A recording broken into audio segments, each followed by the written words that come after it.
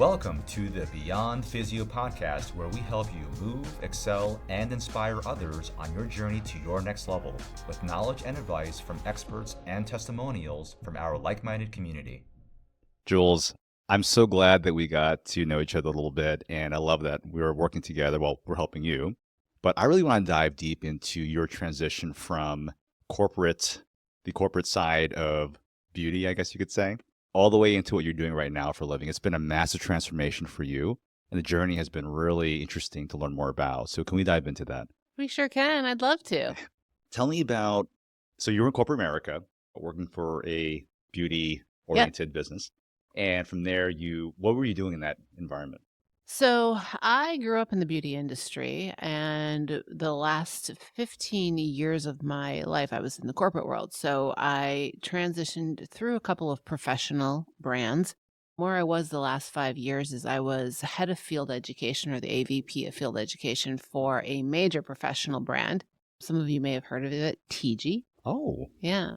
So in that role, I was in charge of all the field education all over North America and Latin America. And we were based out of London or over in England. Yeah. Out of London. So at this point then, Jules, like there was no vision for you as far as getting into the fitness industry. Oh, hell no. So what was it? I mean, you're in that environment, doing well for yourself, in charge of a lot of different things. So how did that go from there into where you started going into wanting to compete in bodybuilding and go into fitness? Was there some transformation there? Yeah, it's a fun story. I'd always kind of dabbled in fitness, my entire life, but I was never, and I had an interest in strength training. But when I was brought on as the head of field education, my general manager, she had watched me kind of aspire through another brand. So she had transitioned to a new role under a new company. We know how all this stuff happens with corporate. And when she hired me on for this role, she sat me down and she said, I have one request of you. She's like, I need you to find balance in your life. I've been watching you for 10 years. Like, go like a mad woman. I need you to find some balance. And I thought she was joking.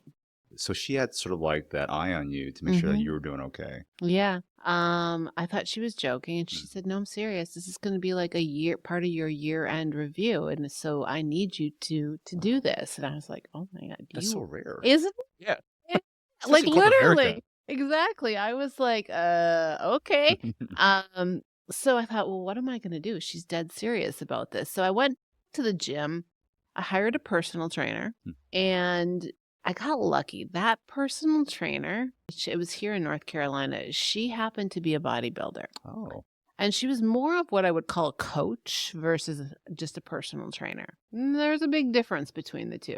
And the short story of it is she was asking me one day what I wanted to do. And I said, I wish that I could run a marathon. I aspired to these people that set these goals. And she asked me why I thought that was, why would you want to do something like that? And I said, well, I think when you have, and we all know this, if you have a goal or something that you aspire, it's easier to stay on track, right? It's easier to stay focused, right? And I work with my women on this now. So I hate running. So was that off your list? That was off the list. So no marathon for Jules. No marathon for Jules. So she said, well, what do you like to do? And I said, I love to bodybuild. And I went into what every woman my age, I think I was 40, probably 45 at the time, would say. And I went through all the reasons why. I'm too old. I can't. I don't have that physique. My metabolism is too blah, blah, blah, blah, blah, blah, blah. And she just looked at me and she said, it's bodybuilding, Jules.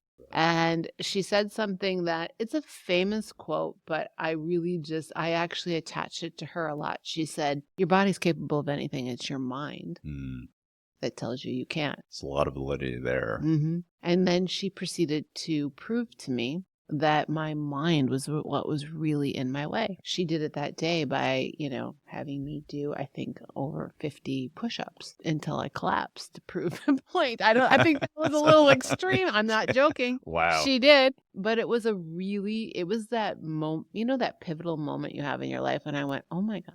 Light bulb. Yeah, those light bulb moments. I could do this if I wanted to. And then she just kept coaching me. And one day she just asked me, she's like, there's a local show coming up. It was my very first show. It was a very local show in Durham, Carolina. Oh, get out of Like here. not Yeah. not author, like not no sanction or anything, just Yeah. local show. And she said, I think you're ready to compete. And I was like, Oh, my- and I thought, what the hell? One and done. I'm going to do it. Well, guess what? A month later, I was competing NPC and it just snowballed. I think 15 shows later. Like, Really? yeah. So basically, the one show was enough for you to have basically the bug bit you. Oh my goodness, did it ever? What was it about that show that really got you inspired to continue on that journey? You know, it's a really good question. I just fell in love with the sport. Mm, I fell in love with the, not just the stage, but the sport and what it takes to get there. Like the level of discipline and commitment, and then just seeing those results. mm.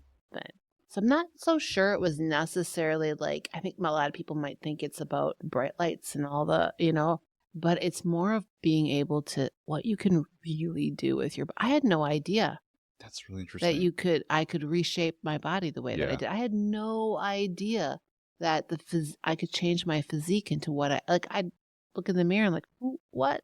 Oh Like, my gosh. That's because you're amazing. told your entire life, Yeah. right? That you're built, you're big boned, your metabolism is slow, you're Yeah. never going to have that look, you're too old. So I think that was it. I was just, look at what I can do. Now, how far can I take it? Yeah.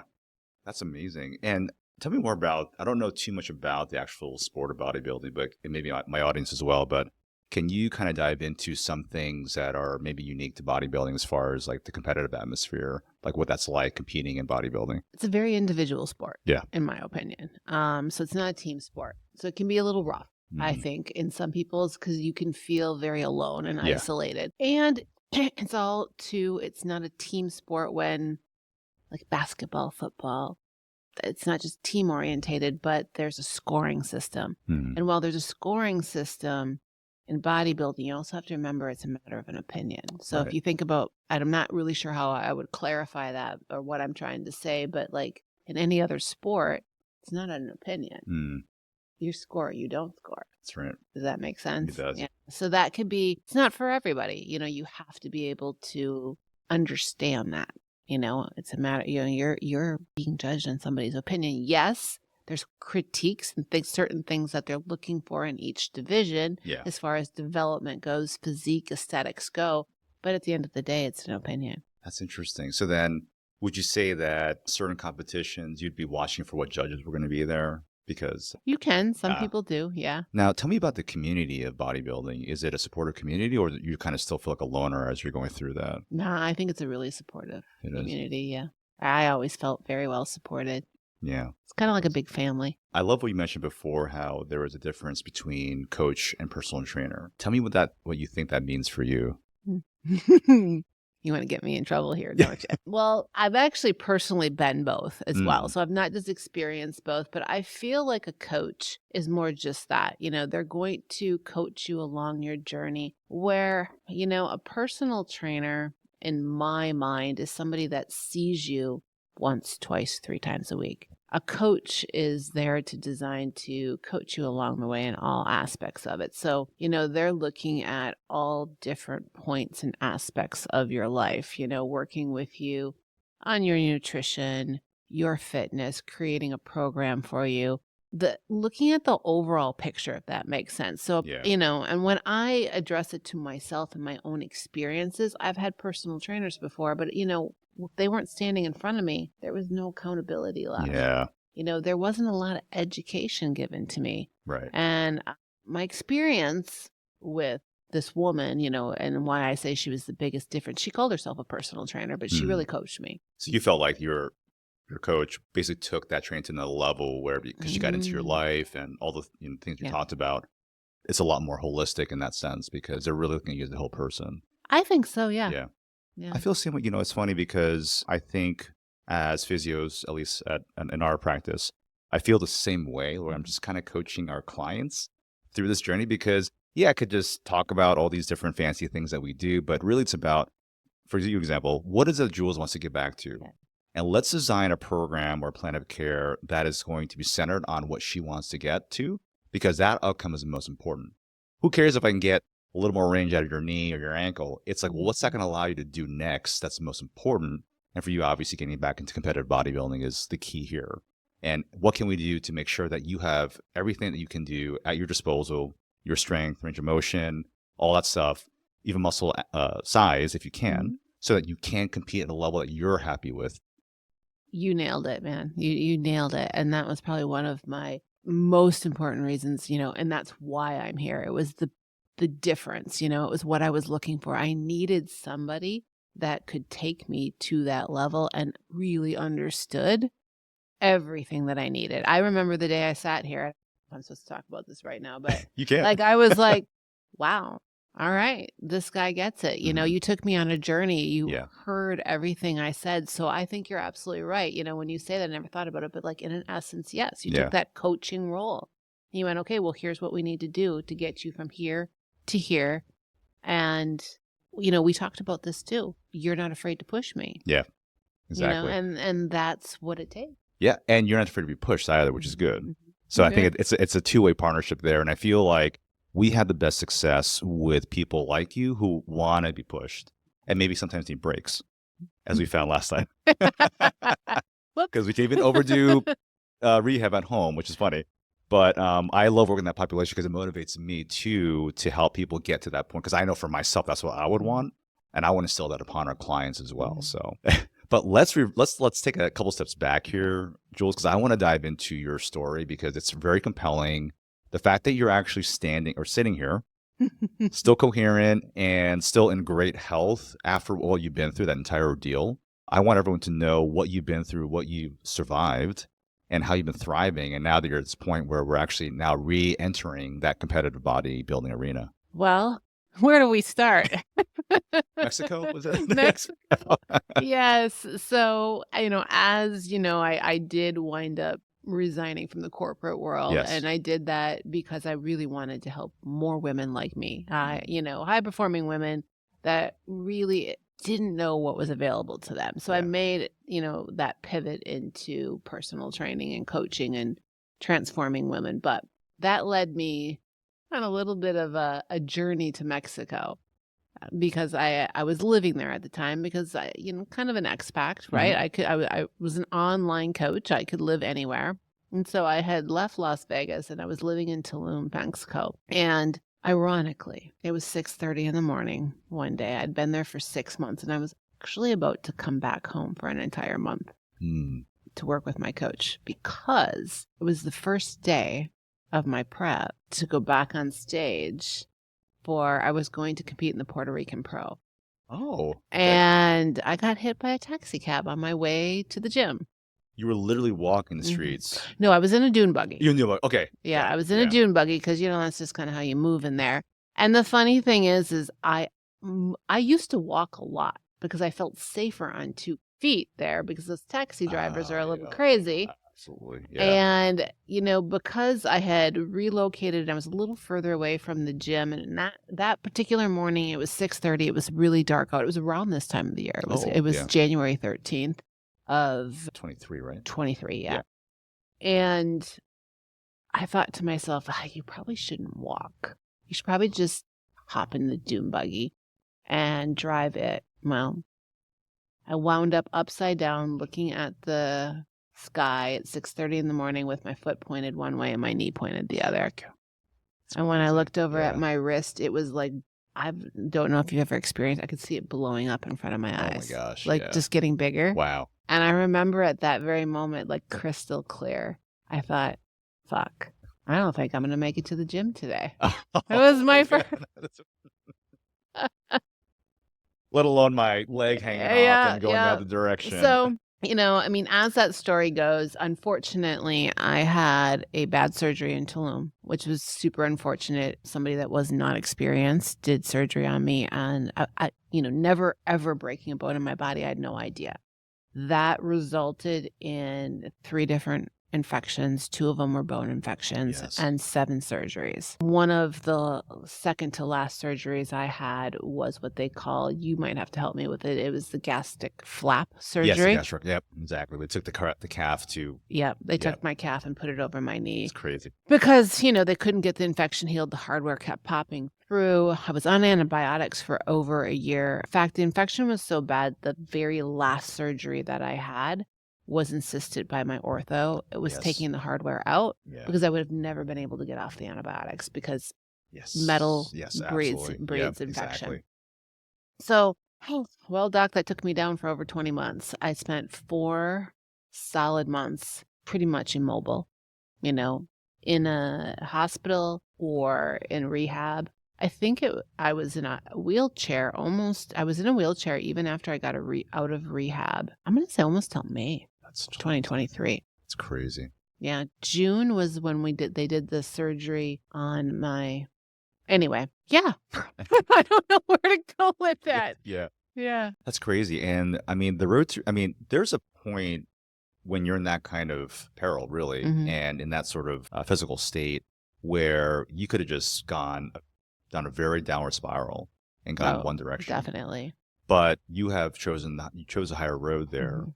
What do you think it was that made you go that way versus the other way, where you could have been involved in everything that would have caused that pain to be more manageable, if you know what I mean? I actually remember the day pretty well. I was exited. He had the doctor in Mexico, the one that hadn't done the great job, had sent me back to my Airbnb. Yeah. And I was in some pretty bad pain. I couldn't get in and out of the bed. Yeah. And it wasn't intolerable, but I was on some pretty painful, pain meds. And I was scared. I was alone. I didn't have anybody with me.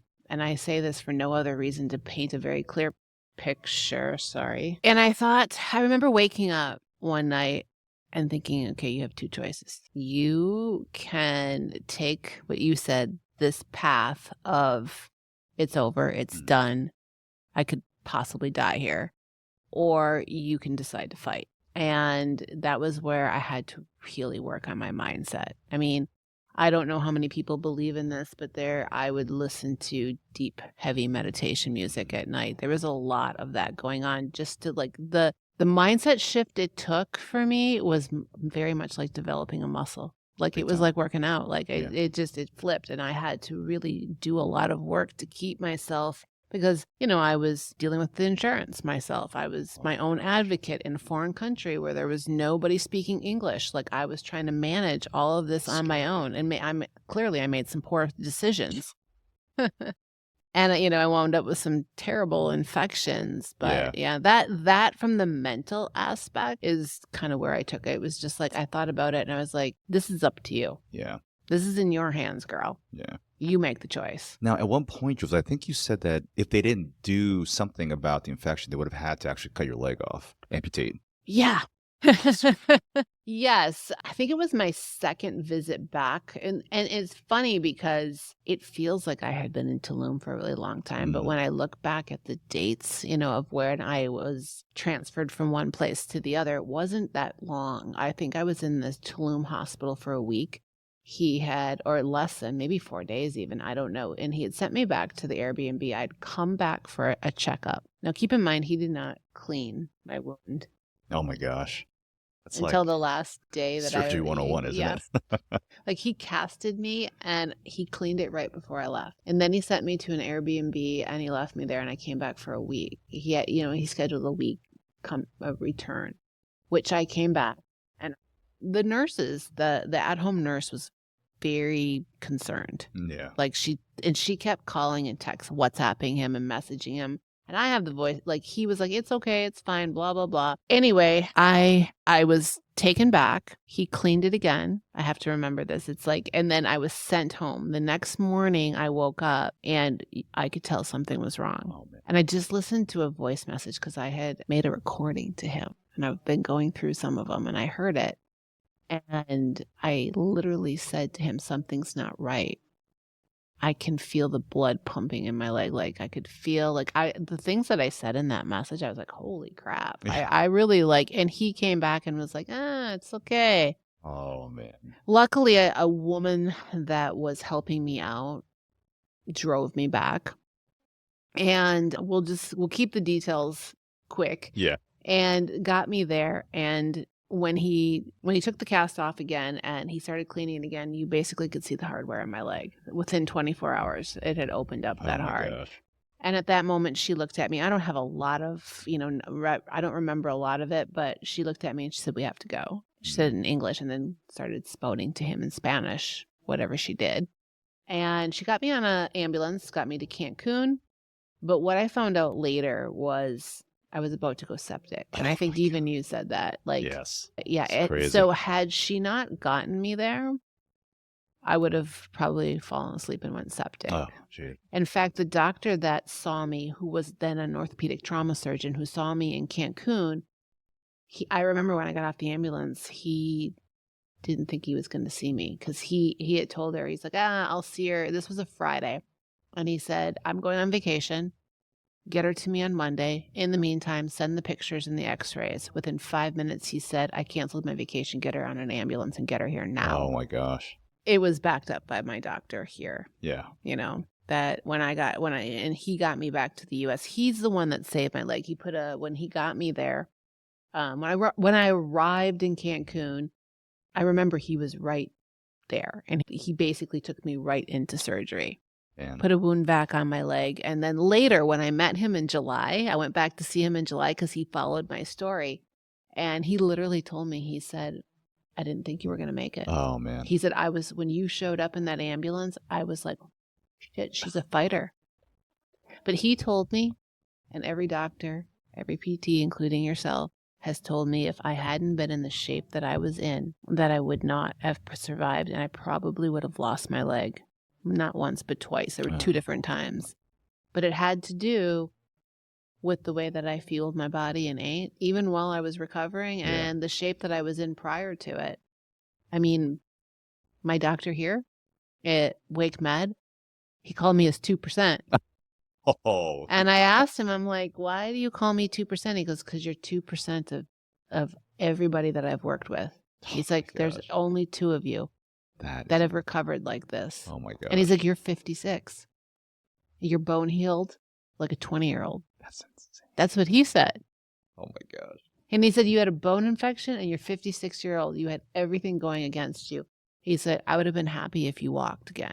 Oh, my And he gosh. goes, "You're leg pressing." That's crazy. Wow. Yeah, he was amazed. He actually retired. And he retired, and the day that my very last visit with him, I didn't know he was retiring. And he said, "Well, I just have to tell you," he's like, "I'm going to be retiring." He's young too. And he said, "But I had to see your case through. I had to make sure we got all the way to the end of this journey." He goes, "And don't worry, I have his cell number." He's like, "I will be keeping in contact with you." He goes, "Because it is just amazing." Wow. That's incredible. So it goes to show you. Yeah, it does. So Jules, like you went through that entire ordeal. You had already been coaching clients and whatnot. What was it like for you to get back into the scene of coaching and whatnot? How did you get through that entire time and also coach your clients and stuff like that too? Well, luckily, I was an online Yeah. coach, and I had a lot of time in a hospital bed. So that Plenty. part, so that part wasn't, it wasn't horrible. Yeah. I mean, there was a big effect, I mean, my business was on an upswing, so I'm not gonna lie, I took a hit there. I mean, Yeah. that was 2 years, that's when you're in physical fitness and that happens, Yeah. But I was able to maintain, Mhm. because it's an online business, so I did a lot of things from a hospital bed, and I had some support. Yeah. But as far as me physically being able to do anything or work with anybody in person, no. Yeah. It's crazy. I And just cleaned up all the nurses' diets. That's probably helped a lot of people then. So the lesson I'm gathering here is definitely don't get surgery in Mexico. Don't get injured outside of the country. As bad as things are here, they don't seem to be as bad maybe in other countries that have less than we do. So Yeah. now let's go into your business. Tell me how you help women over 40. I think your main clientele is women over 30 and 40 too. Talk about how you help women differently than maybe the typical personal trainer might. And because you've had a lot of impact on many different lives, and it's great that you can even do this online, number one, but to be able to impact women in a way that transcends just getting physically fit, I think takes another level of skill to do that. Yeah, I mean, I work more with what I would call a transformation. Women over 40, and you are absolutely correct. I specialize with women over 40. Women that are in, bigger careers have a lot of going on. They're in an age where there's this it's like a new chapter in their life. So you have the shift in the hormones, perimenopause, menopause. You have the shift in your life. Your kids are older now. You're starting to might have a little bit more time for yourself, but you have zero idea how to prioritize yourself. And also, we grew up in an era of dieting. And, diets are not my favorite word. Yeah. And so we have this mindset, or I like to call it this framework and these beliefs that we have, that are wrapped around that. Not only do we not prioritize ourselves, but we have this big, strong belief in the diets, and eat less, and start, it's restriction diets are so big, fast results. We look for that instant gratification when it comes to the nutrition. Yep. And then we're left really confused because we don't really know what's going on with our body hormonal wise. And unfortunately, neither does the medical society.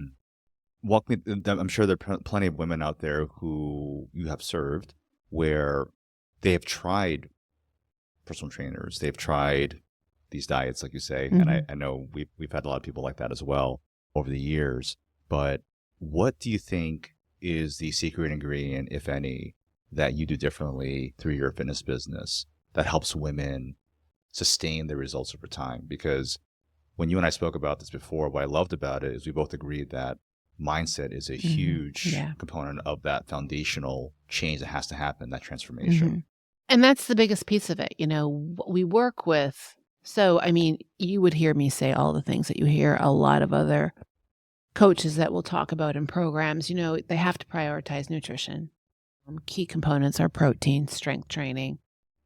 And, this is very common. But on top of it, none of that is going to work if we don't shift our mindset. So what's different about us is we really work on building I'd like to call it a foundation, like a very strong foundation, creating new habits and values, basically busting down that old framework, those beliefs of, well, we shouldn't eat carbs and I need to do a shit ton of cardio and, eat air salads and, all of this great stuff. And shifting that belief. And it takes a while. Well, it's still happening now. Yeah. I thought that, and the era you and I were both in back in the day, I don't think anything's really changed that much now. It's just really crazy as far as false beliefs go. Yeah, it's crazy. So, that is like one of our number one things. And we're actually pretty selective with who we work with as well, not just over the age of 40, but you have to be in that space of willing to make those changes, because if you don't allow us to help you build that foundation, let me take that back. Our goal is not to change you. Our goal is to transform women. We want you to be able to maintain this for life. We want you to be able to leave our program, and many don't because they just love the community. But, to be able to leave and never have to really look back, because we make those changes in your habits, in your values. And so the things that feel really uncomfortable to women right now, like when they enter the program, I hear a lot of things like, I don't want to be that woman that works out on vacation, or, she's always eating that healthy food. And one of my biggest questions will be, what do you don't like about her? I like that. And, well, I don't know. I just don't want to be. Why? And they don't know because that feels so uncomfortable. Like I like to explain it as it's like the top of the mountain, the thing that they're reaching for, right? And because that framework looks so different than what they're living in currently, it feels uncomfortable. It feels undoable. So that's like one of the biggest things we do is we break down those beliefs, get new framework, new thought process, values. So what they believe now feels super uncomfortable. That makes sense. Yeah. So it's not about restrictions, it's about, those checks and balances. And then once they get to that place, most of our women don't just achieve the goal. They'll come in with a goal and then they'll just blow right on by that goal. And they're like, holy shit. Not only did I receive these results, but I did something that I never thought I could do. And the coolest thing is that by doing it this way, we give them smoking hot bodies. There's no denying it. But every woman, I don't think there's one of the women that we work with that would tell you this, yeah, I'm rocking a body of my dreams. My 20-year-old self would be jealous of this body. Wow. But that's a fringe benefit. What I love most about it is it's changed my entire life. Inside out. They're like, and it's true. Relationships change. A lot of them will say, and I'm still married. The careers change, because that confidence level, it's like that inside out, like everything changes. You have to feel like they're so small and then become very big. That's so powerful. It is. And it's probably my most, it's not probably, it is single-handedly my most favorite part of the job. Like, I just love seeing that. When a woman says to me, you've changed my life, and they don't just mean it physically. And so it sounds like you have a community of women that you work with. So they have their own sort of community that they're part of. That's within your group. And then you have coaches who work with them individually then. Yep. So we have Aesthetic Freedom is the name of the brand. And we have, everybody is within an app, which sounds really funny, but everybody's, we work out of an app and we have communities within the app. So think of Facebook pages, kind of. Yeah. Oh, so they're able to, their workouts are in the app. Their nutrition is in the app. Many of them see it, but we also have a community in there as well. So they can interact with each other. That's really cool. Yeah. And you have women all over the country. All over the country. Yeah, we have Aussies and all over the world. Oh my gosh, that's amazing. And so then what do you think the vision is for your company? Where do you want it to go? Because it sounds like you have a great thing going with massive community like that too. That's a really good question. Where do I want it to go? I love where it is now. I just love to continue to be able to serve, at a higher level. One of the things we're looking at now is incorporating, even more, I don't like to use the word life coaching skills, but a little bit of that, because a lot of our women, do like that aspect of it, taking a deeper dive into the areas of, not just transformation, but once they make that transformation, like what's next? Yeah. Kind of thing. So continuing, as I said, many of them don't leave. So continuing to evolve the program. So we have areas of allowing them to continue to keep stretching and reaching and going, That's great. Not necessarily, you had asked me before, do you work with competitors? And no, we're a lifestyle brand. But a lot of our women get to that point and without any, influence from myself or our coaches are suddenly curious about things like that. Oh. So, just being able to add these little things to our program so they can continue. I have a woman, and speaking of Australia, she's going to be competing in an Iron Woman. Gosh. Yeah. That's so cool.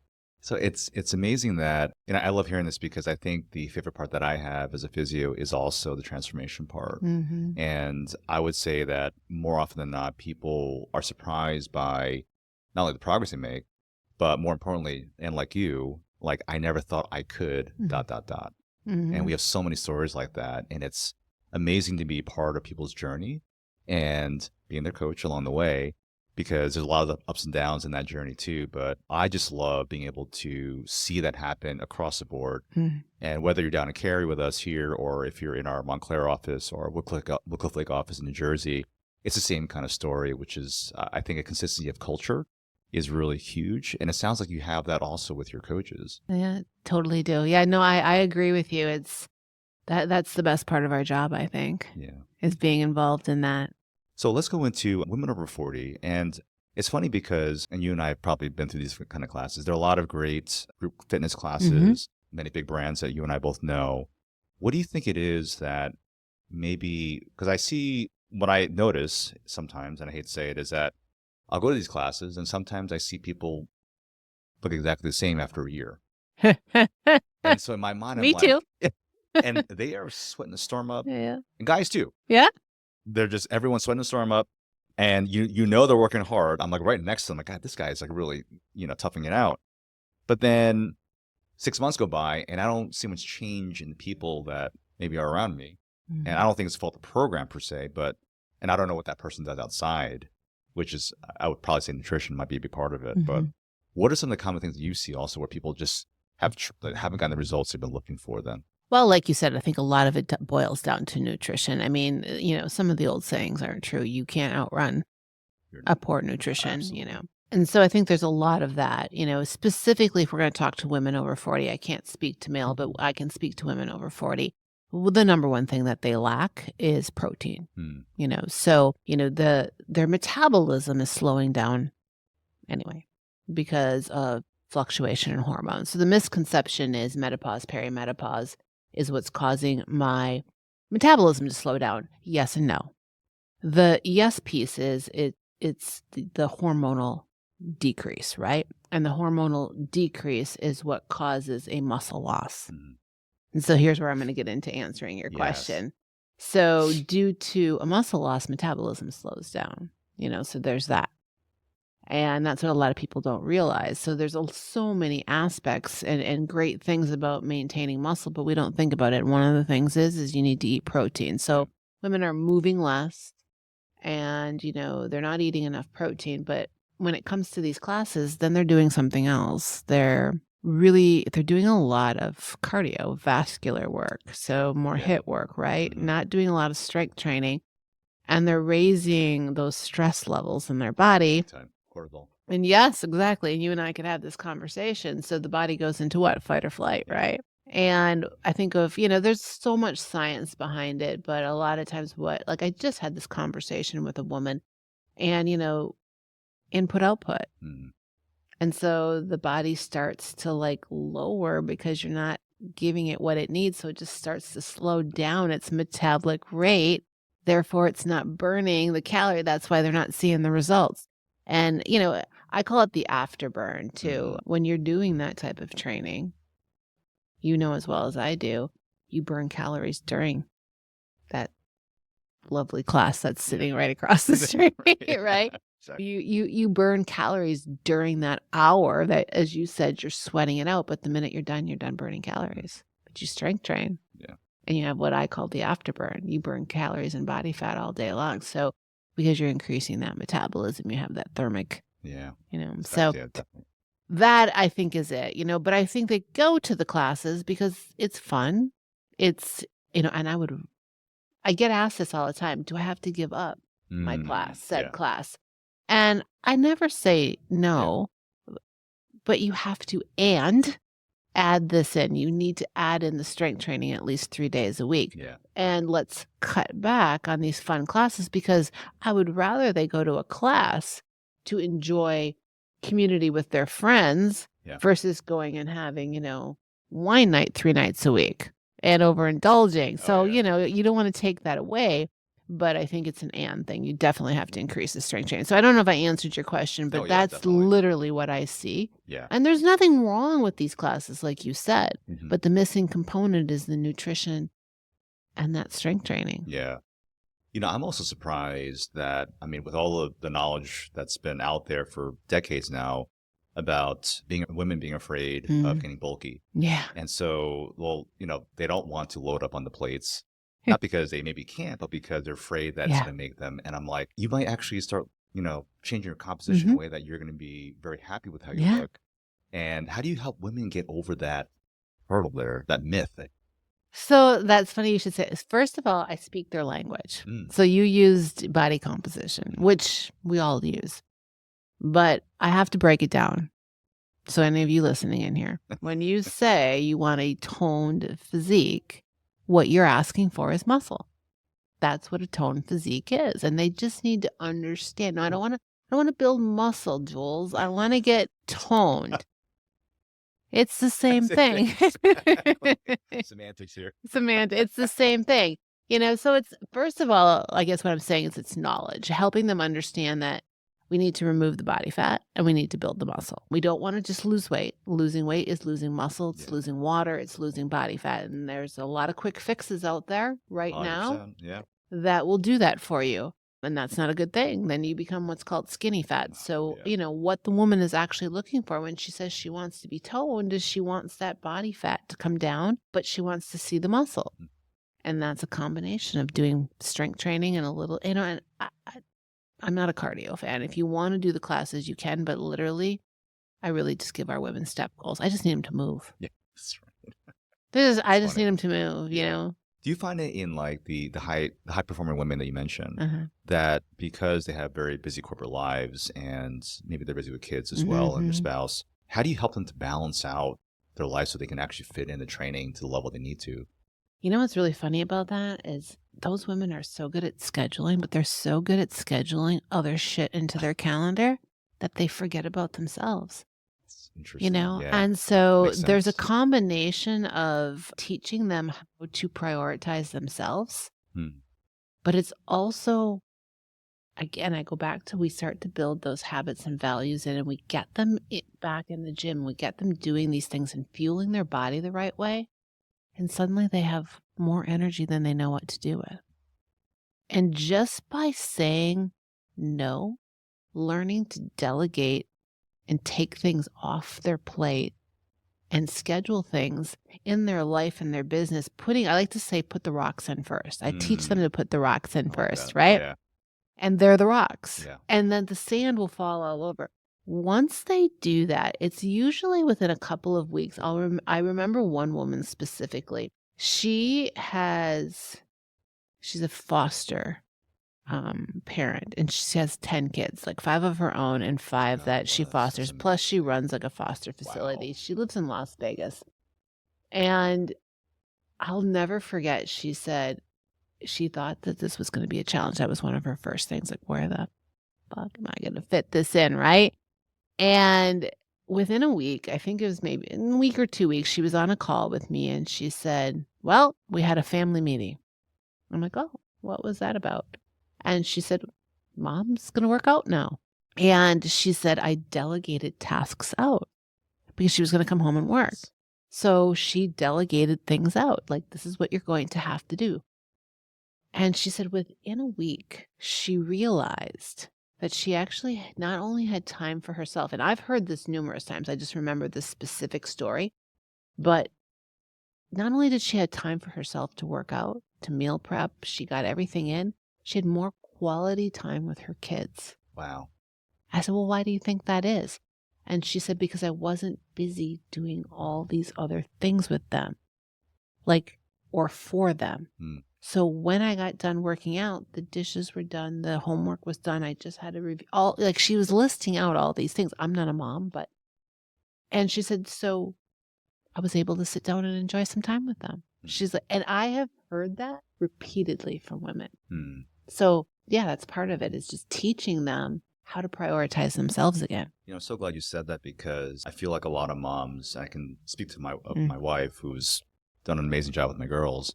And we're at that point where my little one's now going to be in college next year, thankfully.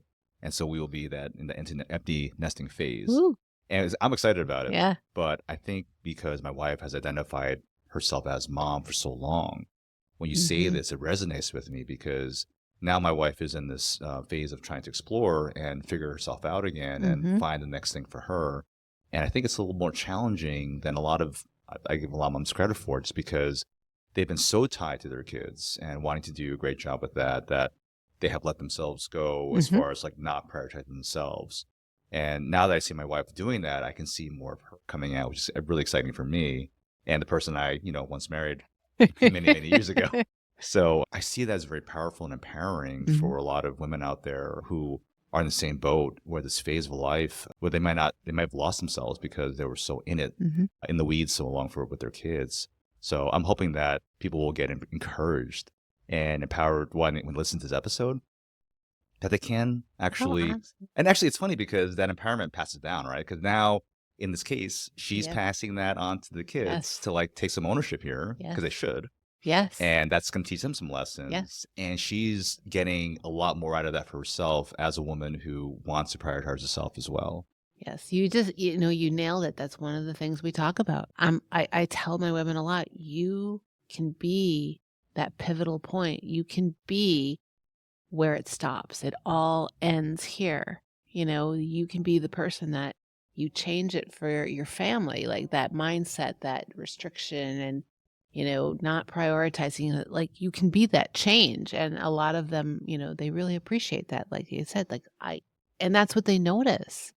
They notice that in the beginning, it's always, oh, my husband is so upset that I'm eating. Well, the kids don't want to, I go, all the things. And it's so, because like clockwork, and I'll say this to him, like, believe it or not, you're going to be singing a different tune to me in a couple of months. Never going to happen. Next thing I know, just like that, my kids are going to the gym with me. They're asking to eat what I eat. My husband just eats whatever. The whole family, like one time a woman was on the phone with me.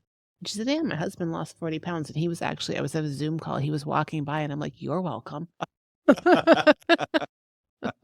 Oh my goodness.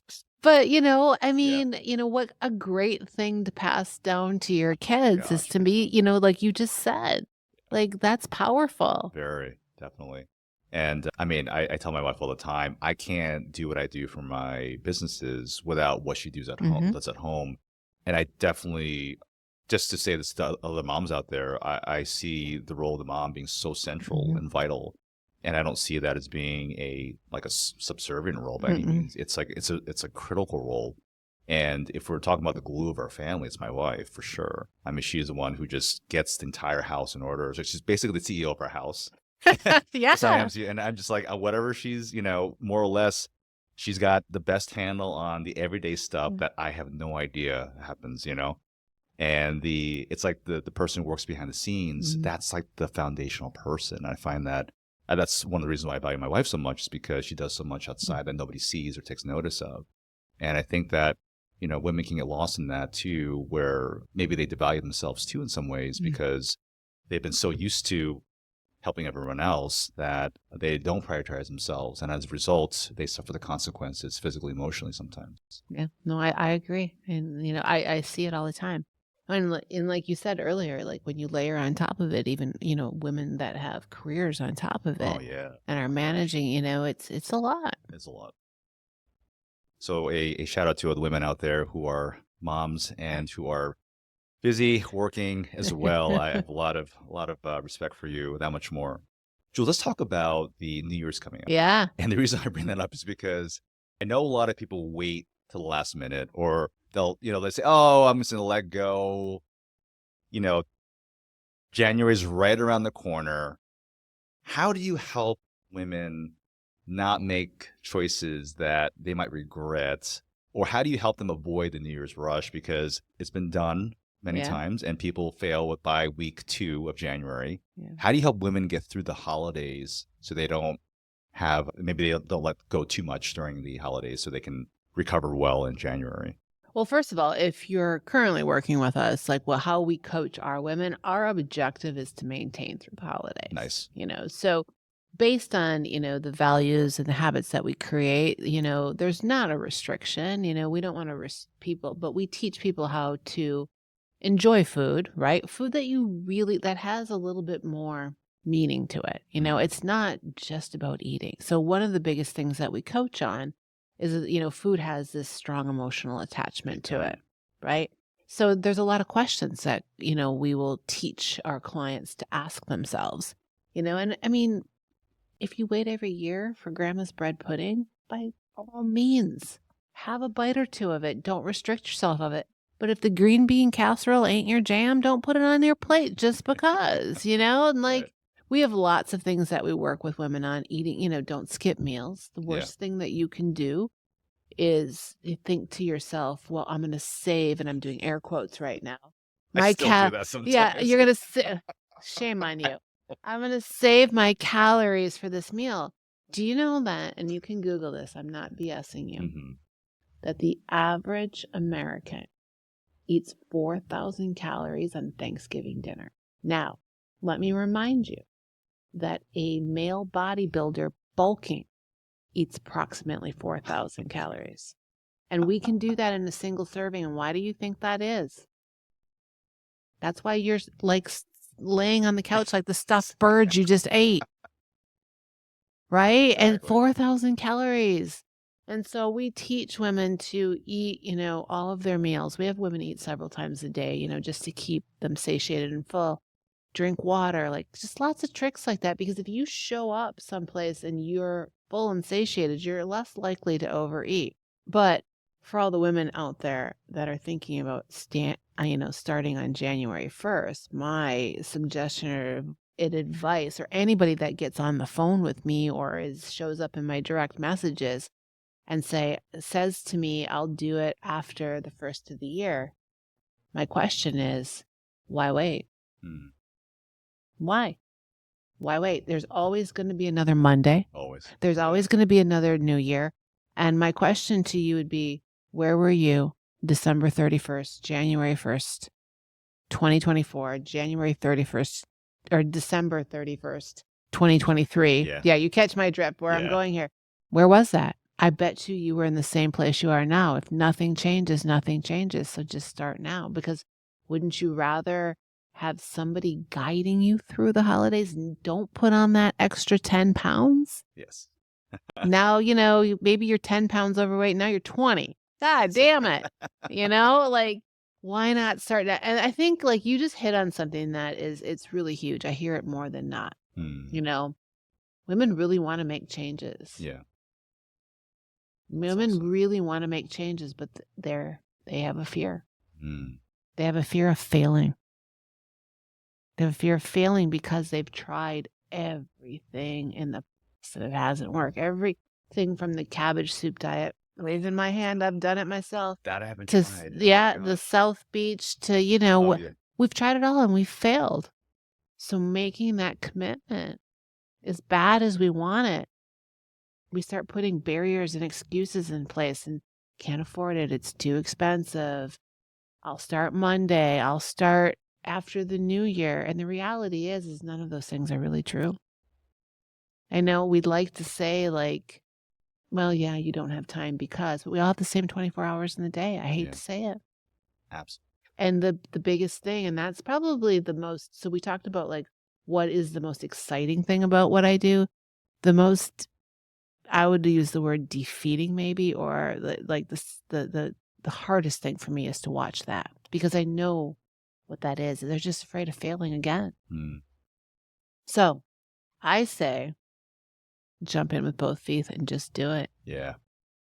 But make, smart choices. Definitely. And I think it's great having a coach like you and your team where you can guide that along, just because, especially if they failed at a lot of different things, they've tried this thing before and were unsuccessful. I can see why that would deter them from wanting to try this again. And then, like, I love what you said, where it's like, it's the false objections. Oh, it's too expensive. Oh, I'm not going to have time. But really, it's just an excuse because they don't want to step back on that scale or put on that dress again and say, see, try this and it's just not going to work.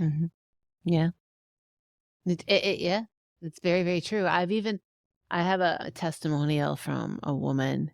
She cracks me up. She says it right in her testimonial. She said it to me on the call with me. She said, nothing works, Jules. Nothing. And I was like, she's like, I'm just going to tell you, I'm going to start with you. She's like, because I've seen your results. I've seen the proven results, but nothing has worked for me for over a decade. Nothing works. I'm going to tell you right now, nothing works. Within the first 15 days, I think she lost 5-6 pounds, right? 30 some days in. And she wound up losing well over 30 pounds with us. But I'll just remember like every check-in, she was like, oh my God, it works. Oh my God, it works. Yeah. And, she's to this day has kept it off, That's she's, huge. because Wow. it's, again, it's all of those things. It's not just the fitness and the nutrition. Those are key components. But if nobody teaches you what to do with it, nobody teaches you like how to keep it sustainable and how to manage it. Yeah. It'll just all come back. And so that's where that failure comes in. So, taking it back to the beginning, this isn't a knock to personal trainers, but most of them just don't time to Yeah. spend.